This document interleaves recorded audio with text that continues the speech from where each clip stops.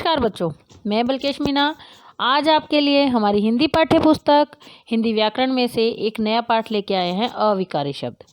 आज हम अविकारी शब्दों के बारे में जानेंगे कि अविकारी शब्द क्या होता है। जैसा कि नाम से ही स्पष्ट है, जिस अ प्लस विकार, जिसमें विकार पैदा न हो सके। विकार का मतलब क्या होता है कि उसमें कोई परिवर्तन नहीं हो सकता। जैसे कि मैं रोज पढ़ती हूँ, मेज और कुर्सी मजबूत हैं, वह धीरे धीरे चल रहा है। अरे आप आ गए। जिन शब्दों का रूप, लिंग, वचन, काल कारक आदि से प्रभावित नहीं होते, जो शब्द लिंग, वचन, काल कारक आदि से प्रभावित नहीं होते हैं, अर्थात उनमें कोई परिवर्तन नहीं होता है, ऐसे शब्दों में विकार नहीं होता है, उन्हें क्या कहते हैं? अव्यय या अविकारी शब्द। समझ आया? अव्यय या अविकारी शब्द क्या है? जिनमें लिंग, वचन, काल कारक आदि से कोई परिवर्तन न आए, वे कहलाते हैं अविकारी शब्द। तो अब हम जानते हैं कि अविकारी शब्द कितने प्रकार के होते हैं। ये 4 प्रकार के हैं: क्रिया विशेषण, संबंध बोधक, समुच्चय बोधक, विस्मय आदि बोधक। अब ये क्रिया विशेषण क्या है? जो क्रिया की विशेषता बताते हैं वह शब्द क्रिया विशेषण कहलाते हैं। तो सबसे पहले हम क्रिया विशेषण अव्यय के बारे में जान लेते हैं। तो एक उदाहरण देखिए, मैं उधर जा रही हूँ, वह गीत जोर जोर से गा रही है, मैंने खीर थोड़ी सी खाई। यहाँ पर विशेषता बताई जा रही है कि वह किधर जा रही है, उधर जा रही है। गीत कैसे गा रही है? जोर जोर से गा रही है। और क्या खाई? खीर कितनी खाई? थोड़ी सी खाई, यानी मात्रा बता रही है। अर्थात जो शब्द वाक्य की क्रिया की विशेषता का ज्ञान कराता है उसे हम क्रिया विशेषण कहते हैं। मतलब क्रिया की विशेषता बताने वाले शब्दों को ही क्रिया विशेषण कहा जाता है। क्रिया विशेषण के भेद कि कितने प्रकार के क्रिया विशेषण होते हैं। कालवाचक क्रिया विशेषण, स्थानवाचक क्रिया विशेषण, परिमाणवाचक क्रिया विशेषण और रीतिवाचक क्रिया विशेषण। कालवाचक क्रिया विशेषण क्या है? यह क्रिया विशेषण क्रिया के समय संबंधी विशेषता को प्रकट करता है। जैसे कि तुम आज क्या लिख रहे हो, कछुआ कभी कभी चलता है, प्रभा प्रतिदिन पढ़ती है। इन वाक्यों में रंगीन जो छपे शब्द हैं ये बता रहे हैं कि क्रिया कब हुई, यानी ये क्रिया के होने का समय का बोध करा रहे हैं। तो ये क्या कहलाएंगे? कालवाचक क्रिया विशेषण। अर्थात जो शब्द क्रिया के होने के समय का बोध कराते हैं वह कालवाचक क्रिया विशेषण कहलाते हैं। जैसे कभी कभी, हमेशा, अभी, पहले, बाद में, कल, परसों, दिन भर, आज इत्यादि। ठीक है। अब है स्थानवाचक परिमाणवाचक क्रिया विशेषण। परिमाणवाचक क्रिया विशेषण क्या है? जिसमें हम परिमाण यानी मात्रा के विषय में पता चलता है। जैसे परिमाणवाचक क्रिया विशेषण वे शब्द होते हैं जो क्रिया के परिमाण या मात्रा का ज्ञान कराते हैं। जैसे तुम बहुत खाते हो, अधिक बोलना ठीक नहीं है, टीना बहुत खांस रही है, मैंने आज कम भोजन किया। उपयुक्त वाक्यों में रंगीन छपे शब्द यह बता रहे हैं कि क्रिया कितनी हुई, यानी ये क्रिया के परिमाण, माप, तोल की जानकारी दे रहे हैं। अतः ये परिमाणवाचक क्रिया विशेषण हैं। इस प्रकार जो शब्द क्रिया की मात्रा, परिमाण बताते हैं वे परिमाणवाचक क्रिया विशेषण कहलाते हैं। जैसे कुछ, अधिक, थोड़ा, ज़्यादा, काफ़ी, कम, इतना, उतना, केवल, जितना आदि। ठीक है। तो आपको परिमाणवाचक क्रिया विशेषण समझ आया। रीतिवाचक क्रिया विशेषण क्या है? रीतिवाचक जो शब्द क्रिया के होने की रीति का बोध कराए, अर्थात ढंग बताए। यह क्रिया विशेषण क्रिया के होने का ढंग बताती है, वह रीतिवाचक क्रिया विशेषण है। जैसे फूलदान जोर से गिरा, है ना, वह अचानक गिर पड़ा। ध्यानपूर्वक सुनो, यहाँ पर आपको बताया जा रहा है कि आपको किस तरह से कार्य करना है। जैसे इन वाक्यों में रंगीन छपे शब्द क्रिया के होने की रीति का बोध करा रहे हैं, अर्थात यह जानकारी दे रहे हैं कि क्रिया कैसे हुई, तो ये क्या कहलाएंगे? रीतिवाचक क्रिया विशेषण। जैसे मुस्कुराकर, हौले से, धीरे से, धीरे धीरे, तेजी से, शीघ्रतापूर्वक, निश्चयपूर्वक, सहसा, अचानक, धड़ाधड़, धड़ाम से, फटाफट आदि। ये सभी शब्द हैं वो क्या हैं? रीतिवाचक क्रिया विशेषण। अब है स्थानवाचक क्रिया विशेषण। स्थानवाचक क्रिया विशेषण, यह क्रिया विशेषण क्रिया के होने के स्थान का ज्ञान कराता है कि क्रिया कहाँ हो रही है। जैसे वह बाहर सो रहा है, तुम कहाँ जा रही हो, मनदीप इस ओर चला आ रहा है। तो इन वाक्यों में रंगीन छपे शब्द यह बता रहे हैं क्रिया कहाँ हुई, यानी ये क्रिया के होने के स्थान का बोध कराते हैं।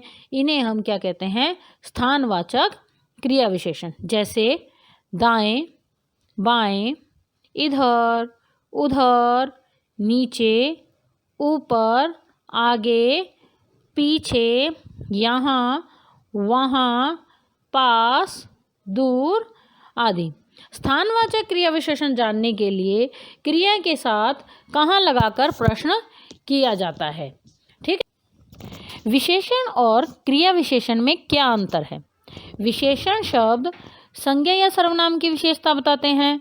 इनका रूप, लिंग, वचन, काल आदि के अनुसार बदल जाता है। जैसे माला सुंदर है, सनी अच्छा लड़का है। तो ये है विशेषण, है ना, जहाँ संज्ञा और सर्वनाम की विशेषता बताई जाती है, तो इसे कहते हैं विशेषण। और क्रिया विशेषण क्या होता है? जहाँ क्रिया किस तरीके से हो रही है, या क्रिया का कौन सा तरीका है और क्रिया की क्या विशेषता है, वो होता है क्रिया विशेषण। अब बात हम करते हैं संबंध बोधक। संबंध बोधक क्या है? संबंध बोधक यानी संबंध का ज्ञान कराने वाला। संबंध का जो ज्ञान कराता है वो है संबंध बोधक। जैसे गर्मी के मारे बुरा हाल है। गर्मी के मारे किसके मारे बुरा हाल है? गर्मी के मारे। कमरे के आसपास सफाई है। सीता के साथ गीता खड़ी है। मुकुल छत के ऊपर बैठा है।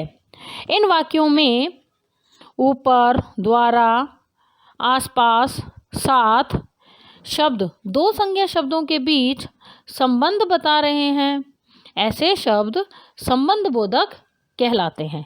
इनमें लिंग, वचन, कारक आदि के कारण कोई परिवर्तन नहीं होता, अतः ये अव्यय हैं।